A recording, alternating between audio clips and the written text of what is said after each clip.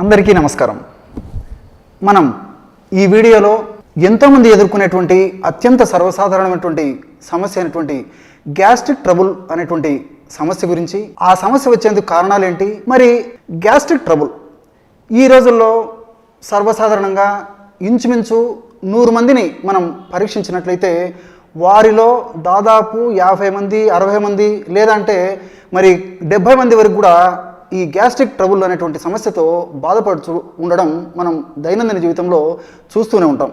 మరి ఈ విధంగా గ్యాస్ట్రిక్ ట్రబుల్ వచ్చేందుకు కారణాలు ఏంటంటే వేళకి సరైన ఆహారం తీసుకోకపోవడం, టీలు కాఫీలు ఎక్కువగా సేవిస్తుండడం, మద్యపానం, ధూమపానం, మసాలాలు ఎక్కువగా వాడుతుండడము, సమయానికి నిద్రపోకపోవడము, మానసిక ఒత్తిళ్ళు, అట్లే కొన్ని రకాలైనటువంటి సమస్యలకి ముఖ్యంగా నొప్పులను తగ్గించేటువంటి ఈ పెయిన్ కిల్లర్స్ సర్వసాధారణంగా విచక్షణ రహితంగా డాక్టర్స్ సలహా లేదే వాడుతూ ఉండడము, మానసిక ఒత్తిళ్ళు, ఇలాంటివి అనేక రకాలైనటువంటి కారణాల వల్ల ఈ గ్యాస్ట్రిక్ ట్రబుల్ అనేటువంటి సమస్య మనల్ని వెంటాడుతూ ఉంటుంది.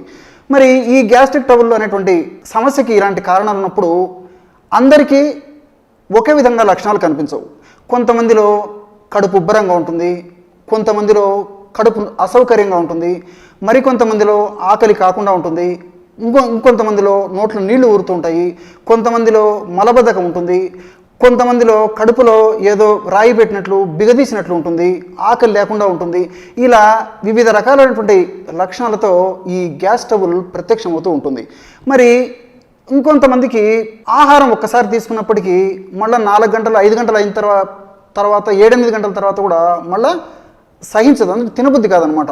ఈ విధంగా రకరకాలైన కారణాలతో ఈ గ్యాస్ ట్రబుల్ అనేటువంటి సమస్య వేధిస్తూ, పీడిస్తూ, బాధిస్తూ, చాలా ఇబ్బందులకు గురి చేస్తూ, అసౌకర్యాన్ని కలుగజేస్తూ ఉంటుంది. మరి ఈ గ్యాస్ట్రిక్ ట్రబుల్ అనేటువంటి సమస్య ఉన్నప్పుడు ఎక్కువ రోజులు ఆధునిక కృత్రిమ రసాయన ఔషధాలు వాడవలసినటువంటి అవసరం లేకుండానే మరి ప్రకృతి ప్రసాదించినటువంటి ఔషధాల ద్వారా ఆ సమస్య నుంచి బయటపడవచ్చు. ఈ సమస్యకి మనకై మనం తయారు చేసుకోదగ్గ అనుభవపూర్వకమైనటువంటి ఎంతోమంది వాడి సత్ఫలితాలు పొందినటువంటి ఔషధాన్ని గురించి ఈ వీడియోలో మనం తెలుసుకుంటూ ఉన్నాం. ఆ ఔషధాన్ని మరి ఎలా తయారు చేసుకోవాలో మీరందరూ కరెక్ట్గా రాసుకుంటే మరి దీనికి కావలసినటువంటి వస్తువులు 3. ఇందులో మొదటిది సోంపు గింజలు. మీరందరూ రాసుకోండి, సోంపు గింజలు. ఈ సోంపు గింజలనే సోపు గింజలు అనేటువంటి పేరుతో కూడా పిలుస్తూ ఉంటారు.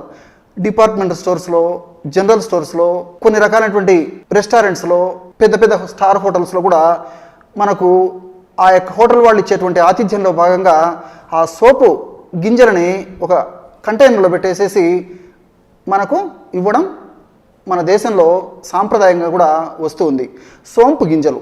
అలాగే రెండవది వాము.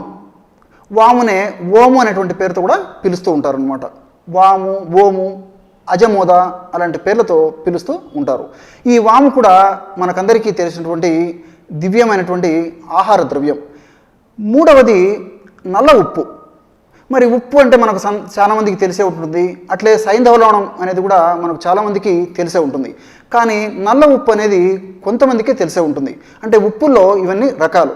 ఈ ఉప్పు నల్లగా ఉండడం చేత దీన్ని నల్ల ఉప్పు అనేటువంటి పేరుతో పిలుస్తారు. ఈ నల్ల ఉప్పు కూడా ఈ రోజుల్లో పచారీ కొట్లలో, డిపార్ట్మెంటల్ స్టోర్స్లో, జనరల్ స్టోర్స్లో కూడా సర్వసాధారణంగా దొరుకుతూనే ఉంది.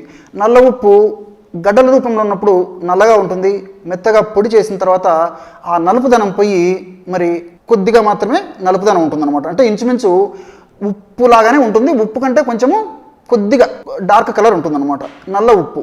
నల్ల ఉప్పు గడ్డలు మనకు మార్కెట్లో దొరుకుతాయి. నల్ల ఉప్పు గడ్డలతో తయారు చేసినటువంటి పొడి కూడా మనకి మార్కెట్లో దొరుకుతుంది. మరి సోంపు గింజలు తెలిసినటువంటివే, వాము గురించి మనకు తెలిసినటువంటి పదార్థమే.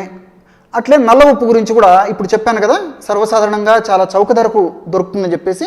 మరి ఈ 3 పదార్థాలను సేకరించుకున్న తర్వాత మరి ఔషధాన్ని ఎలా మనం తయారు చేసుకోవాలంటే సోంపు గింజలని కొద్దిగా వేయించేసేసి చూర్ణం చేసి, అంటే మిక్సీలో పట్టేసేసి చూర్ణం చేసి జల్లించి ఒక 50 గ్రాములు తీసుకోండి.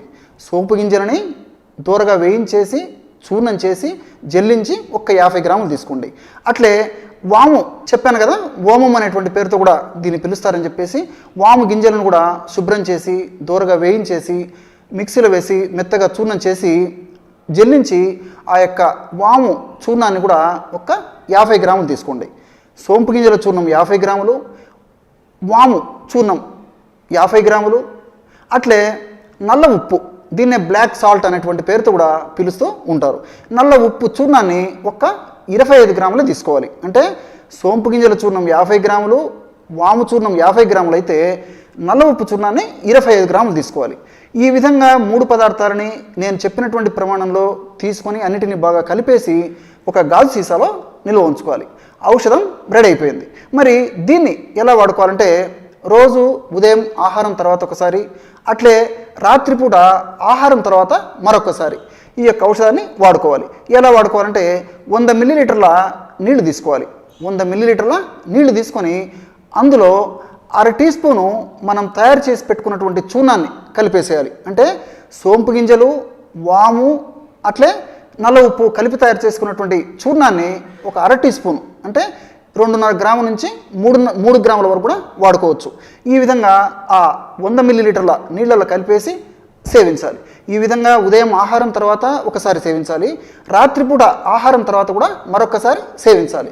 ఈ విధంగా క్రమం తప్పకుండా రోజు 2 సార్లు, ఉదయం ఒకసారి, రాత్రి ఒకసారి, ఆహారం తర్వాత 15 నిమిషాలు లేదా ఒక అరగంట తర్వాత కూడా సేవించవచ్చు. క్రమం తప్పకుండా కొన్నాళ్ల పాటు ఈ యొక్క ఔషధాన్ని ఈ విధంగా సేవించడం వల్ల క్షేమదాయకంగా ఆ సమస్య నుంచి బయటపడతాం.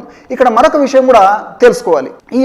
ఈ యొక్క ఔషధాన్ని వాడినప్పుడు మరి చిటిక వేసినట్లు, అంటే ఈ యొక్క ఔషధాన్ని తీసుకున్నటువంటి తక్షణమే ఆ ఔషధం యొక్క ప్రభావము మన జీర్ణాశయంలో మిళితమై రక్తంలో కలిసి ఆ యొక్క జీర్ణాశయానికి సంబంధించినటువంటి గ్యాస్ ట్రబుల్ సంబంధించినటువంటి లక్షణాలు కూడా తగ్గడం మొదలవుతుంది. అంటే ఔషధాన్ని తీసుకున్నటువంటి తక్షణమే తగ్గించేటువంటి శక్తి ఈ యొక్క ఔషధానికి, ఈ గ్యాస్ట్రిక్ ట్రబుల్ అనేటువంటి సమస్యకి ఉంది. కాబట్టి రోజు 2 సార్లు ఈ విధంగా వాడుకోవడం వల్ల అతి త్వరలోనే ఆ సమస్య నుంచి విముక్తి పొందవచ్చు. ఈ విధంగా కొన్నాళ్ల పాటు ఈ యొక్క ఔషధాన్ని వాడుకొని మరి తర్వాత నేను చెప్పినట్లు, అంటే ఇంతకుముందే దీనికి కారణాలు ఏవైతే ఉన్నాయో ఆ కారణాలకు వీలైనంత వరకు దూరంగా ఉండగలిగితే మరలా ఈ సమస్య పునరావృతం కాకుండా కూడా ఉంటుంది. అట్లే వేళకి 3 నుంచి 5 లీటర్ల వరకు కొద్దిగా నీళ్లు తాగుతూ ఉండడం వల్ల కూడా ఈ గ్యాస్ట్రిక్ ట్రబుల్ అనేటువంటి సమస్య నుంచి దూరంగా ఉండేందుకు అవకాశం ఉంటుంది.